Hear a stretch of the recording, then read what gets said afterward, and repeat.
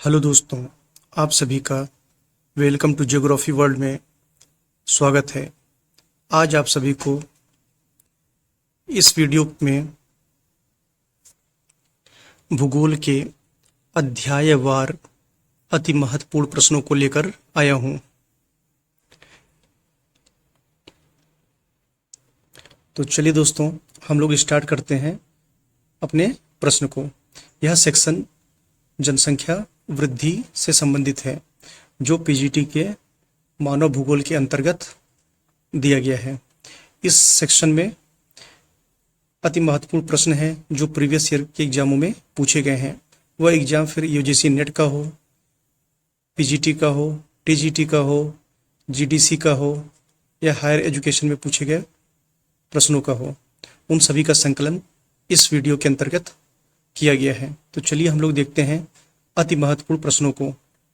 तो इसमें पहला प्रश्न है, अनुकूलतम जनसंख्या का सिद्धांत निम्न में से किसके द्वारा सर्वप्रथम प्रस्तुत किया गया? तो किसके द्वारा किया गया? ये सिज्विक के द्वारा। अनुकूलतम जनसंख्या का सिद्धांत सर्वप्रथम सिज्विक के द्वारा दिया गया था। चलिए दोस्तों, अब हम लोग अगले प्रश्न को देखते हैं। अगला प्रश्न है, भारत में निम्नलिखित प्रव्रजनों प्रवाह में से किसमें पुरुष प्रव्रजन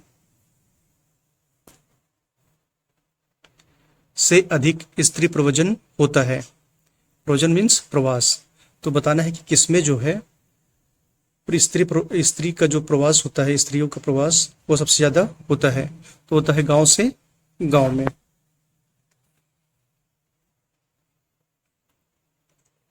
अगला प्रश्न देखते हैं दोस्तों। अगला प्रश्न है, वह शब्द जो वर्णित करता है कि जनन दर में गिरावट के बाद भी जनसंख्या में वृद्धि होती रहेगी। वह शब्द जो वर्णित करता है कि जनन दर में गिरावट के बाद भी जनसंख्या में वृद्धि होती रहेगी। तो इसका आंसर देखते हैं दोस्तों। इसका आंसर होगा दोस्तों जनसांख्यिकीय गति। अब अगला प्रश्न देखते हैं दोस्तों। अगला प्रश्न है, जनसंख्या अनुमान तैयार करते समय निम्नलिखित में से किन पर विचार किया जाता है? तो यह किया जाता है जनसंख्या वृद्धि की दर तथा पिछले आंकड़ों के आधार पर जन्म दर एवं मृत्यु दर के भावी अनुमान को। ठीक है दोस्तों, तो जनसंख्या अनुमान तैयार करते समय निम्नलिखित में से किन पर विचार किया जाता है? तो किया जाता है जनसंख्या वृद्धि की दर तथा पिछली आंकड़ों के आधार पर जन्म दर एवं मृत्यु दरों के भावी अनुमान को। अब अगला प्रश्न देखते हैं दोस्तों। अगला प्रश्न है, तो प्रश्न है जनसंख्या प्रवसन। इसमें बताना है कि कौन कौन सा सही होगा। तो हम लोग कूट देखते हैं दोस्तों। कूट ए है, जनसंख्या प्रवसन में खिंचाव कारक गंतव्य स्थानों पर जीविका के अवसरों की उपलब्धता के बारे में बताते हैं। जनसंख्या प्रवसन खिंचाव कारक गंतव्य स्थानों पर जीविका के अवसरों की उपलब्धता के बारे में बताते हैं। तो ये सही है। दूसरा है, चरणबद्ध प्रवसन गंतव्य स्थानों पर जीविका के अवसरों की चरणवार उपलब्धता के बारे में बताते हैं। यह सही नहीं है। तीसरा है, जनसंख्या प्रवसन में दबाव कारक मूल स्थान पर जीविका के अवसरों की कमी या सीमित उपलब्धता के बारे में बताते हैं। तो यह सही है। इस प्रकार ए और सी सही है। अब अगले प्रश्न की तरफ चलते हैं दोस्तों। अगला प्रश्न है, कौन जनसंख्या वृद्धि की सही जनसांख्यिकीय समीकरण को दर्शाता है? कौन जनसंख्या वृद्धि की सही जनसांख्यिकीय समीकरण को दर्शाता है? तो ये दर्शाता है प्राकृतिक वृद्धि और निवल प्रवसन।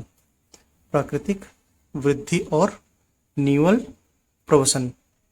अब हम लोग अगले प्रश्न को देखते हैं दोस्तों। अगला प्रश्न है भी कि माल्थस सिद्धांत का उल्लेख करते समय माल्थस द्वारा निम्नलिखित में से कौन कथन नहीं माना गया था? कौन कथन इसमें बताना है नहीं माना गया था? जनसंख्या वृद्धि के माल्थस के सिद्धांत का उल्लेख करते समय माल्थस द्वारा निम्नलिखित में से कौन कथन नहीं माना गया था? तो पहला है खाद्य आपूर्ति में अंकगणितीय अनुमान में वृद्धि होती है, जबकि जनसंख्या में ज्यामितीय अनुमान में वृद्धि होती है। तो यह सही गया, यह माना गया था। दूसरा है बी, जनसंख्या में वृद्धि के साथ खाद्यान्न की कमी में वृद्धि होगी, जिसके फलस्वरूप जनसंख्या की मृत्यु दर अधिक हो जाएगी। यह भी सही है। अगला देखते हैं दोस्तों। अगला है खाद्य औद्योगिक प्रौद्योगिकी का विकास, जिसके कारण खाद्यान्न के उत्पादन में वृद्धि होगी। प्रौद्योगिकी का विकास जिसके कारण खाद्यान्न के उत्पादन में वृद्धि होगी, इसका उल्लेख इसमें नहीं किया गया है माल्थस के सिद्धांत में। अगला प्रश्न देखते हैं दोस्तों।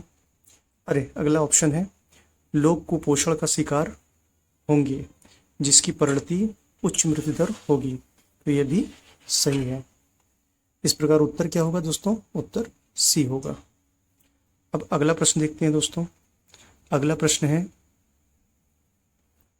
है छोटे द्वीपों एवं एकाकी नगर राष्ट्रों को छोड़कर विश्व सर्वाधिक जनसंख्या घनत्व वाला देश है।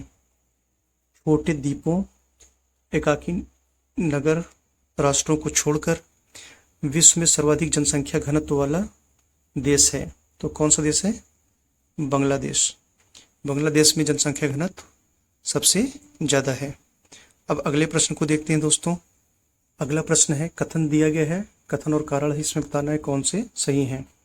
तो कथन है कम विकसित देशों में शिशु मृत्यु दर उच्चतर होती है।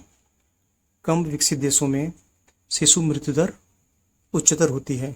कारण दिया गया है इन देशों में कुपोषण एवं बीमारियां अनियंत्रित हैं। इन देशों में कुपोषण एवं बीमारियां अनियंत्रित हैं। तो ये कथन और कारण दोनों सही है। कारण कथन की व्याख्या कर रहा है। तो इस प्रकार कथन और कारण दोनों सही हैं। कारण ए सही व्याख्या है ए की। अब अगले प्रश्न की तरफ चलते हैं दोस्तों। अगला प्रश्न है 2019 में निम्न देशों में से सर्वाधिक जनसंख्या घनत्व वाला देश है। निम्न देशों में सर्वाधिक जनसंख्या घनत्व वाला देश है 2019 के अनुसार। तो कौन सा देश होगा वो? 2019 के अनुसार सर्वाधिक जनसंख्या वाला मोनाको कह सकते हैं इसको। 2019 में जो निम्न में दिया है, इसमें जो दिया गया है ऑप्शन, इसमें से बताना है दोस्तों। इसमें से 2019 में जो जनसंख्या का घनत्व था वो सबसे ज़्यादा किसमें था? तो वो मोनाको में था। अब अगले प्रश्न की तरफ चलते हैं दोस्तों। माल्थस के अनुसार जनसंख्या वृद्धि होती है। इसके अनुसार माल्थस के अनुसार जनसंख्या जो वृद्धि होती है वह होती है कैसे?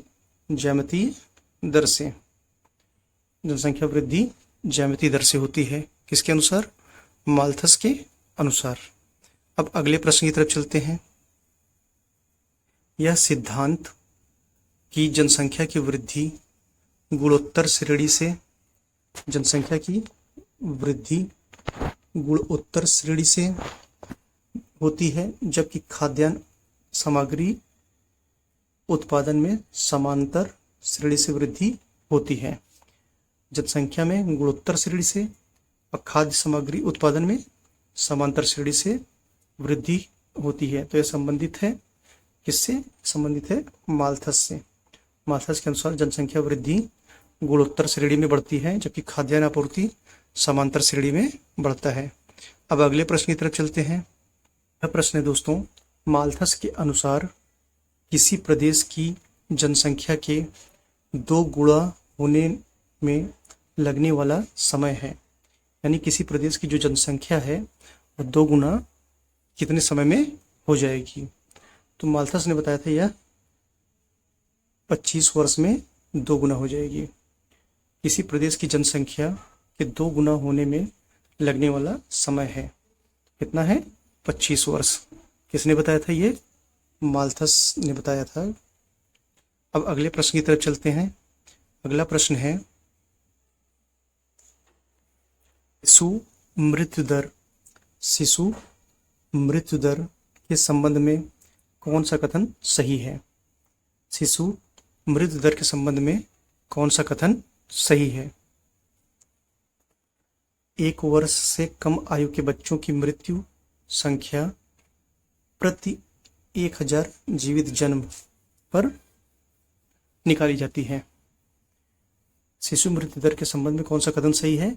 तो 1 वर्ष से कम आयु के बच्चों की मृत्यु संख्या प्रति 1000 जीवित जन्म पर आकलित की जाती है या निकाली जाती है। अब अगला प्रश्न देखते हैं। देखिए दोस्तों, इस प्रश्न में कहा है निम्नलिखित कथनों पर विचार कीजिए। निम्नलिखित कथनों पर विचार कीजिए। तो ए है, रूस की जनसंख्या ब्राजील से अधिक है। रूस की जनसंख्या ब्राजील से अधिक है। बी है, बांग्लादेश की जनसंख्या नाइजीरिया से अधिक है। बांग्लादेश की जनसंख्या नाइजीरिया से। पहला क्या था? रूस की जनसंख्या ब्राजील से। सी है, नाइजीरिया अफ्रीका के देशों में सबसे अधिक जनसंख्या वाला है। नाइजीरिया अफ्रीका के देशों में सबसे अधिक जनसंख्या वाला है। देखिए, तो इसमें बताना है, सही उत्तर का चयन कीजिए। दिए गए कोटों से सही उत्तर का चयन कीजिए। तो इसमें उत्तर केवल सही होगा सी वाला उत्तर जो था दोस्तों, जो सी वाला उत्तर था वही सही होगा। सी था, नाइजीरिया अफ्रीका के देशों में सबसे अधिक जनसंख्या वाला है। अफ्रीका में सबसे अधिक जनसंख्या वाला कौन सा देश है? वो है नाइजीरिया। अब अगले प्रश्न की तरफ चलते हैं दोस्तों। अगला प्रश्न है, कौन सा राजनीतिक धार्मिक प्रवास है? निम्नलिखित में से कौन सा राजनीतिक धार्मिक प्रवास है? तो ए में दिया है स्पेनिश का ब्राजील में, बी है यहूदी का इजराइल में, सी है पुर्तगाली का दक्षिण अमेरिका में, और डी है उपयुक्त सभी में से। तो जो राजनीतिक और धार्मिक प्रवास था दोस्तों, राजनीतिक भी है और धार्मिक प्रवास है, वह हुआ था यहूदी का इजराइल से। यहूदियों का इजराइल से जो हुआ था प्रवास, वह प्रवास राजनीतिक और धार्मिक प्रवास था। इस प्रकार दोस्तों, इस श्रृंखला में हम इतने प्रश्न को लेकर आए हैं। इसके आगे के प्रश्नों को हम इसके दूसरी वाली श्रृंखला में लेकर आएंगे।